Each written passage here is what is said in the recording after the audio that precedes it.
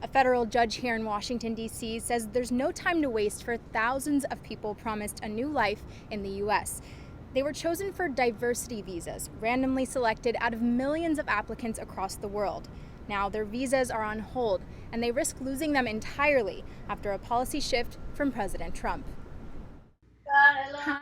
Jivan Pudel and his wife Sujana have been preparing to move to the U.S. since the moment they got married in December.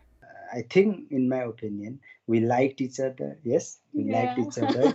He says the U.S. Diversity Visa Lottery is a coveted ticket where he lives in Nepal, and he's applied year after year. I think 7, 8 times, and that's why I was not selected. But this year, luckily, I was selected. Jivan was first notified he won, along with about 50,000 others, more than a year ago. But a few months ago, his excitement vanished. Then I think that was the nightmare. All of the hopes simply ruined, destroyed. President Trump issued an order in April putting a pause on most visas, including diversity visas, the intent to create more jobs for Americans. He later extended the pause through the end of this year. The problem is, lottery selections don't carry over from year to year.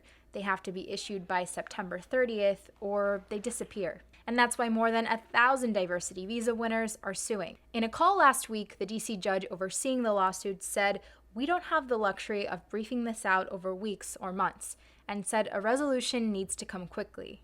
Do you think there needs to be some kind of quick decision here? No, I don't think there is really any urgency to resolve this matter.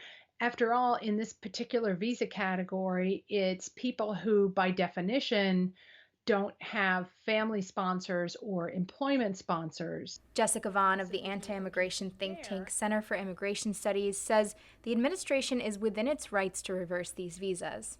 To make sure that the millions of Americans who have lost their jobs, either temporarily or permanently, because of the economic shutdown, have first crack at jobs and getting themselves into the labor market again before any new immigrants arrive. One of the lawyers on the case tells Newsy they're hoping to have the visa deadline extended by another year to give lottery winners more time.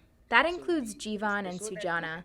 Instead, Jivan says after joining the lawsuit, his case status changed from processing to refused, but he still has hope. And we are very much hopeful that American judiciary system will preserve or will protect our dream. Judge Amit Mehta isn't expected to make a ruling until the end of August at the earliest. That would leave just a month until the approval for thousands of visa winners goes away.